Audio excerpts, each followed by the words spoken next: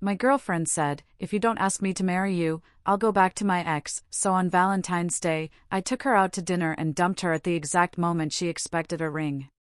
She looked me dead in the eyes and said, propose by Valentine's Day, or I'm leaving you for my ex. That one sentence changed everything. It forced me to choose between a life built on manipulation and finally reclaiming my freedom. The air in my apartment that night felt thick, suffocating. We were sitting at my dining table, the leftovers of spaghetti still between us, and her words just hung there, heavy and cold. My name is Ethan. I'm 32 years old, and I never thought I'd be sharing a story like this, but this whole situation was so absurd, so utterly unbelievable, that I still can't quite grasp it. Let me take you back, explain how I wound up in a relationship where the woman I thought I loved tried to back me into a corner with her wealthy ex as leverage. It all started about 2 years ago, at my cousin's wedding in downtown New York City. You know, one of those massive, 300-guest affairs with an open bar and a DJ who somehow thought the Cupid Shuffle needed 3 encore performances. I was by the bar, desperately trying to dodge my aunt's annual "Why are you still single?" interrogation, when this absolutely stunning woman walked up and ordered a vodka cranberry. Her name was Olivia Hayes. She was 29, a marketing executive for some hot tech startup, and she had this magnetic presence that just drew everyone's eyes. We started talking. She actually laughed at my terrible jokes about the wedding cake. By the end of the night, we were awkwardly dancing to songs we both pretended to hate. It honestly felt like something straight out of a romantic comedy. That first year with Olivia was genuinely incredible. We traveled to Atlanta, Orlando, and even flew out to Denver for a long weekend. We'd stay up late, talking about everything from existential philosophy to our favorite childhood cartoons. And the physical chemistry? Off the charts. She had this gorgeous apartment in the West Village with huge windows overlooking the city, and I had my place in Bushwick. We didn't live together, but we were together almost every single night. Her friends adored me. My friends thought she was stunning and a blast. My mom, of course, started dropping hints about grandkids every Sunday dinner. Everything just seemed perfect. Or at least, that's what I kept telling myself, even as the first subtle red flags started to flutter around our 1-year anniversary. Now, looking back, I often ask myself, have you ever ignored those gut feelings, those little warning signs in a relationship, because you were just too invested, too hopeful, to see them clearly? The marriage hints started small. At first, I barely noticed. Olivia would send me Instagram posts of engagement rings with captions like, just browsing, or she'd point out couples getting engaged in restaurants with this look in her eyes that always made me feel a little squirmy. Then her best friend got engaged, and suddenly, every single conversation revolved around weddings. She started buying bridal magazines, leaving them casually on my coffee table when she stayed over, claiming it was just for fun. I tried to rationalize it. We'd been together over a year, she was 29, so yeah, marriage was probably on her mind. But it quickly began to feel less like natural relationship progression and more like a carefully planned campaign. The hints morphed into direct questions. When do you think people should get engaged, Ethan? What kind of wedding would you want? How many kids do you see yourself having? Every time I tried to pump the brakes, to say I wasn't ready to think about that just yet, her mood would completely crater. She'd go from happy and laughing to cold and distant in about 5 seconds flat. Sometimes, she'd tear up, accusing me of not taking our relationship seriously. Other times, she'd just fall silent and leave my apartment without a word. The crazy part? The next day, she'd act like nothing had happened. She'd text me good morning with heart emojis, suggest dinner, as if we hadn't just had a massive fight. I started seeing a pattern. Olivia had this cycle of emotional instability. She'd blow up over something, make me feel like the bad guy, then hit a reset button and expect me to just move on. The issue never actually resolved. Around month 15, her ex-boyfriend Noah started popping up in conversations more frequently. At first, I thought she was just being open about her past. But then I noticed she only mentioned him when we were fighting about commitment. She'd say things like, "Noah wanted to marry me," or "Noah would have proposed by now."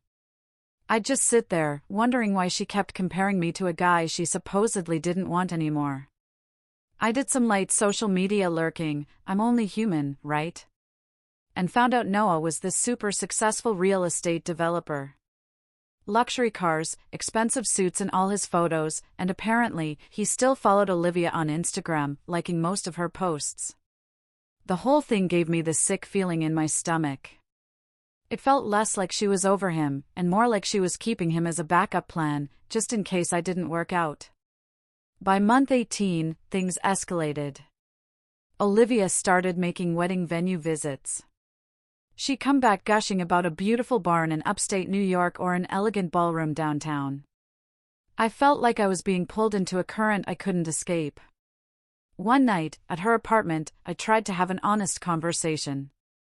"Olivia, I care about you, but I'm just not ready to think about marriage yet." She completely lost it.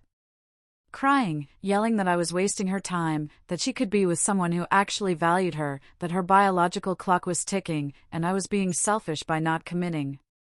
I remember sitting on her couch, feeling like I was the villain in a movie I hadn't even auditioned for. When I tried to defend myself, she just cried harder, saying I didn't understand what it was like to be a woman approaching 30. The next morning, it was the usual "I'm sorry. I love you" text, followed by a brunch suggestion, like the fight never happened. That's when it finally clicked, this pattern was never going to change unless something drastic happened. But I loved her, or at least I thought I did. So, I kept going along with it, hoping things would magically get better on their own. Looking back, that was incredibly stupid of me. Then came the night that changed everything.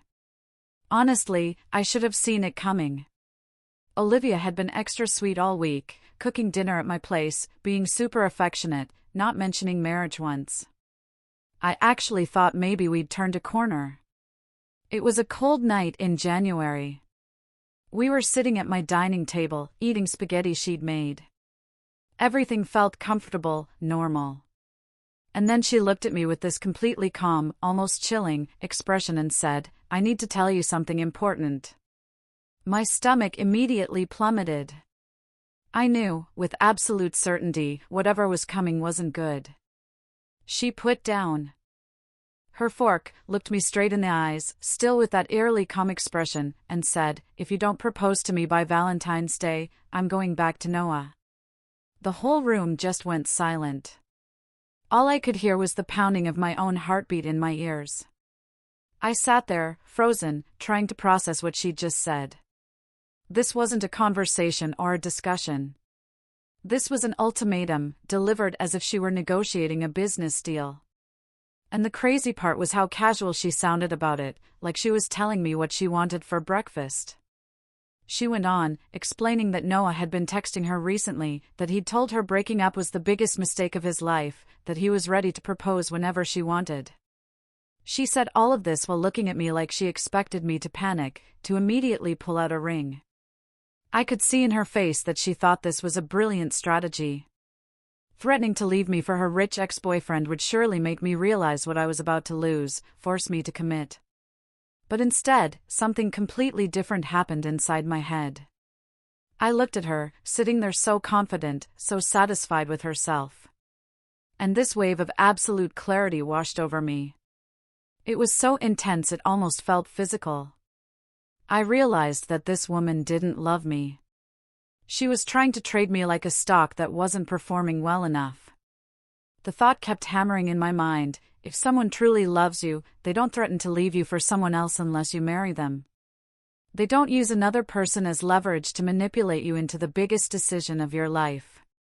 And they definitely don't set arbitrary deadlines like you're some kind of work project that needs to be completed by a certain date. I took a deep breath, and then I said, "That's fair." And I watched her face light up with this triumphant smile. She thought she'd won. She thought I was agreeing to her terms, that a proposal was now inevitable. She reached across the table, grabbed my hand, and started talking about how she knew I'd understand, how happy we were going to be, how Valentine's Day would be the perfect engagement day. I just sat there, nodding, while my brain was already 3 steps ahead, planning something completely different. The rest of dinner was surreal. She chattered away about wedding ideas and honeymoon destinations while I was having this intense internal conversation, figuring out my next move. Have you ever had a moment where you suddenly saw a situation with perfect clarity, where all the confusion just evaporated, and you knew exactly what you had to do? I wasn't thinking about buying a ring. I wasn't planning a proposal. I was thinking about the fact that I'd just been given an ultimatum by someone who claimed to love me, and how fundamentally messed up that was on every possible level. The phrase that kept repeating in my head was, I wasn't being chosen, I was being forced. Once that thought settled, I couldn't unthink it, because it was so obviously true. Olivia didn't want to marry me specifically. She wanted to get married before she turned 30, and I was just the guy who happened to be there. If I didn't comply, she had Noah waiting in the wings like an understudy, ready to take my place. I realized that if I proposed under these conditions, I'd be walking into a marriage that started with blackmail. That would set the tone for the rest of my life, because she'd know that threatening to leave me was an effective tool to get whatever she wanted. That night, after I drove home, I sat in my living room until 3 a.m, just thinking through every possible outcome. I came to the conclusion that I had to end this relationship, but I had to do it in a way that was clean and final. I knew Olivia well enough to understand that if I just broke up with her over text, or in one of our apartments, she'd cry and manipulate and promise to change. And I'd probably cave, because I'm terrible with emotional confrontation. I needed to do it in a public place where she couldn't make a huge scene, somewhere neutral where I could say what I needed to say and then leave. That's when the idea hit me. Valentine's Day was 3 weeks away. Olivia was expecting a proposal at a nice restaurant. So, why not give her the nice restaurant and the public setting, just not the outcome she was anticipating? The more I thought about it, the more perfect it seemed. She'd be so focused on getting engaged that she wouldn't see the breakup coming. By the time she realized what was happening, it would already be done. Over the next 3 weeks, Olivia was the happiest I'd ever seen her. She genuinely believed she'd manipulated me into proposing. Watching her walk around in this delusional bubble of confidence was almost sad. She got her nails done in a specific shade of pink she said would photograph well with a ring. She kept leaving little notes around my apartment with her ring size written on them, as if I might forget. She told all her friends something big was happening on Valentine's Day. She bought a new red dress that probably cost $400. She even made a hair appointment at some fancy salon downtown for the morning of. Meanwhile, I was systematically removing myself from her life in ways she didn't notice, too focused on her fantasy engagement. I took all my stuff out of her apartment over the course of 2 weeks, just a few items each time I visited, so she wouldn't get suspicious. I changed my Netflix password, my Amazon password, and made sure my name wasn't on anything of hers that could cause problems later. I called my buddy Lucas, who's a lawyer, and asked him hypothetically if there was anything I needed to worry about legally when breaking up with someone. He told me as long as we didn't live together and didn't have any shared assets, I was fine. What a relief. The hardest part was booking the restaurant. I wanted somewhere nice enough that she'd believe a proposal was happening, but not so expensive that I'd regret spending the money when I broke up with her instead. I settled on this Italian place called Giovanni's in Soho, with white tablecloths and dim lighting, known for romantic dinners. When I made the reservation, the host asked if we were celebrating anything special. I said something like that, which felt darkly funny at the time. I also told my brother what I was planning, because I needed someone to know in case Olivia tried to spin some crazy story afterward. He thought I was insane but also said, if you're gonna do it, at least make it memorable. I guess I took that to heart. The week before Valentine's Day, Olivia started acting extra sweet and affectionate, probably wanting to make sure I was still on board. She kept saying she couldn't wait for our special day with this knowing smile that made my skin crawl. She had no idea that I'd already mentally ended the relationship and was just waiting for the right moment to make it official. There was something almost peaceful about having made the decision, all the anxiety and pressure just evaporated. Valentine's Day finally arrived. Olivia texted me early in the morning, "Today is going to be perfect," with about 15 heart emojis. I just responded with a simple "see you tonight." Because I didn't want to lie, but I also didn't want to tip her off. She spent the entire day getting ready.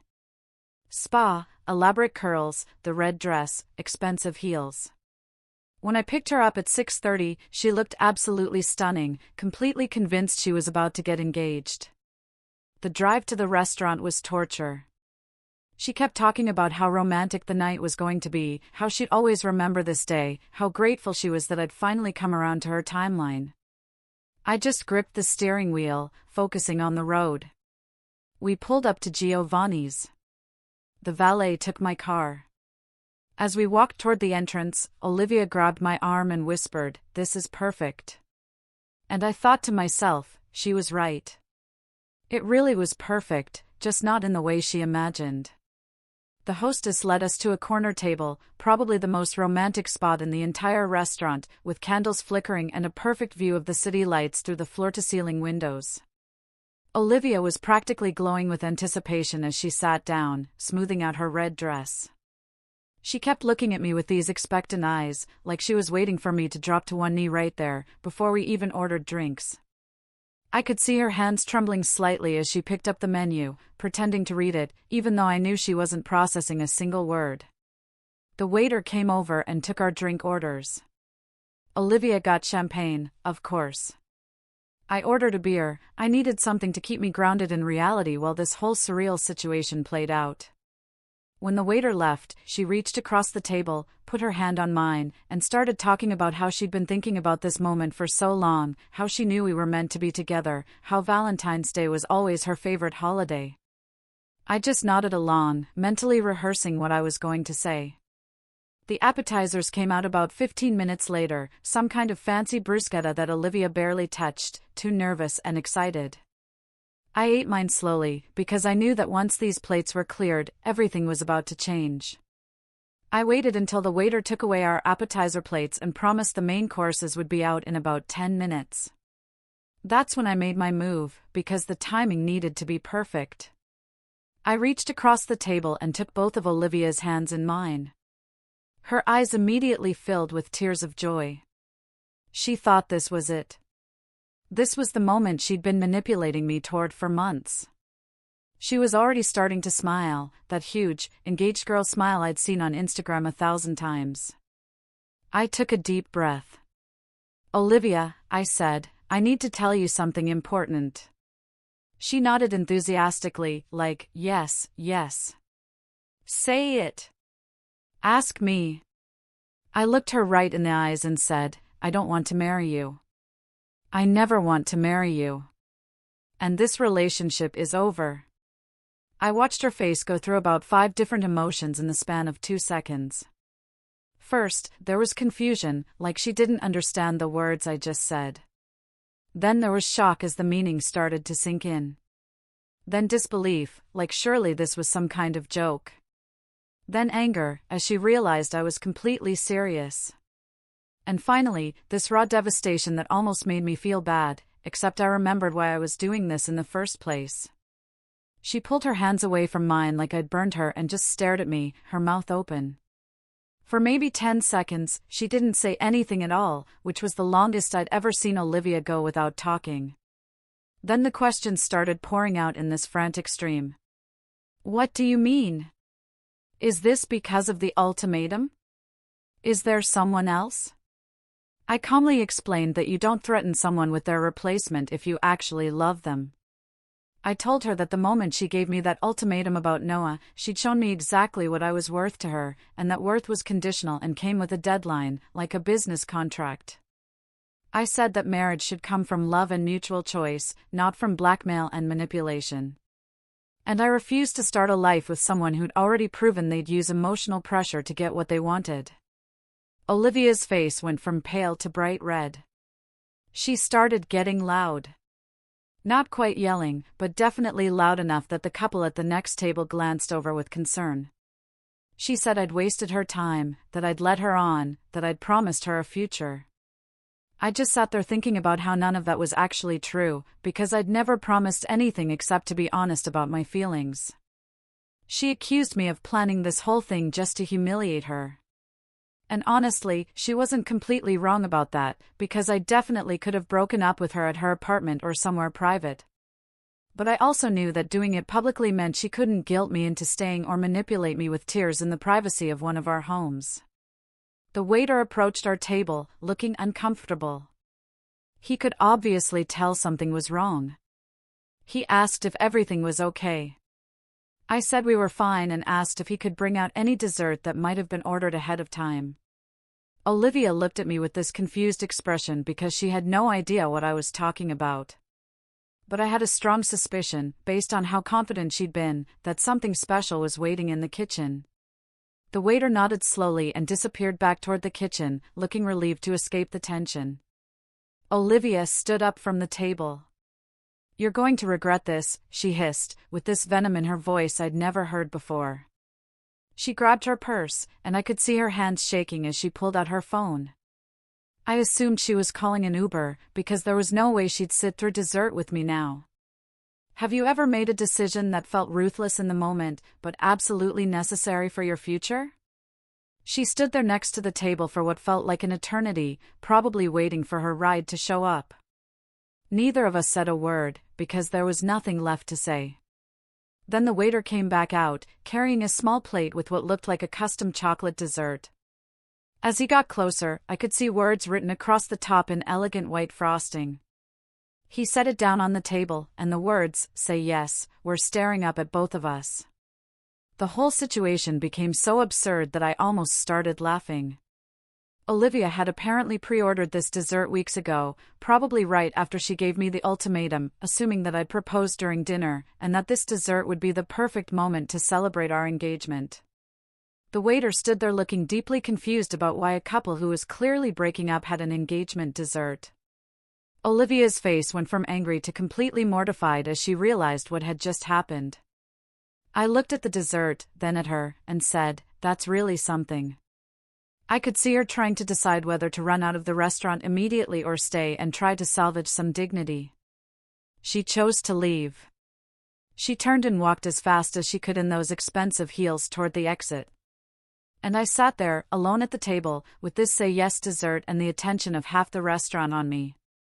The waiter came back after a moment and asked if I still wanted the check. I said yes and apologized for the scene. He actually laughed and said he'd seen much worse breakups during his years at Giovanni's, which made me feel slightly better. The bill came out to $147, which felt like a small price to pay for my freedom. I left a $40 tip, because that waiter had definitely earned it dealing with our drama. I drove home in complete silence. No music, no phone calls, just me and my thoughts, processing what had just happened. When I got back to my apartment, I felt this overwhelming sense of relief, like I'd just escaped something terrible. Olivia started texting me around 10 that night. First, with angry messages about how I'd humiliated her in public. Then, with sad messages about how we could work things out if I'd just listen. Then, with threatening messages about how I'd ruined her life and everyone would know what kind of person I really was. I read the first 10 messages just to make sure there wasn't anything urgent. Then I blocked her number. I was done engaging with the drama and manipulation. I found out later through a mutual friend that Olivia had told everyone I cheated on her, which wasn't true. But most of our mutual friends could see through her version of events because they'd witnessed her behavior patterns over the years. That same friend told me that Olivia had gone back to Noah within a week of our breakup, which honestly just proved my point about her having a backup plan all along. She didn't need time to grieve or process, she just moved laterally to her next option, exactly like I predicted. The aftermath was quieter than I expected, because I braced myself for more drama. But apparently Olivia was too busy with Noah to keep focusing on me. My life slowly returned to normal over the next few months. I started going out with friends again without worrying about her reactions. I focused on my work. I even went on a few casual dates, though nothing serious. About 6 months later, that same mutual friend reached out and told me something that made the whole experience feel almost poetic. Apparently, Olivia had pulled the exact same ultimatum move on Noah. She'd given him a deadline to propose, or she'd leave. Probably using some other poor guy as the threat this time. And here's the kicker, Noah broke up with her, too. Because nobody wants to be manipulated into marriage, regardless of how much they might care about someone. I never reached out to Olivia again. I never regretted my decision. Looking back, the only thing I regret is not ending it sooner, when those red flags first started appearing around that 1-year mark. The whole experience taught me something valuable about relationships and self-respect that I wish I'd understood earlier. Someone who truly loves you will never force you to prove it on their timeline with their conditions. And they definitely won't threaten to replace you if you don't comply with their demands. Walking away from manipulation is always the right choice, even when it's hard, even when you're invested, even when everyone around you thinks you should just go along with it to keep the peace. There's a huge difference between compromise in a relationship and surrendering your agency. I'd crossed that line so many times with Olivia that I'd almost forgotten what healthy boundaries looked like. That Valentine's Day dinner cost me $147 and a 2-year relationship. But it bought me something infinitely more valuable. It bought me back my self-respect and my freedom to choose a partner who wants to build a life with me, not someone who wants to force me into one.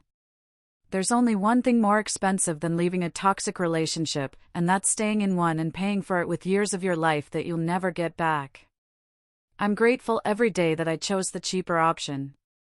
What would you have done if you were in my shoes?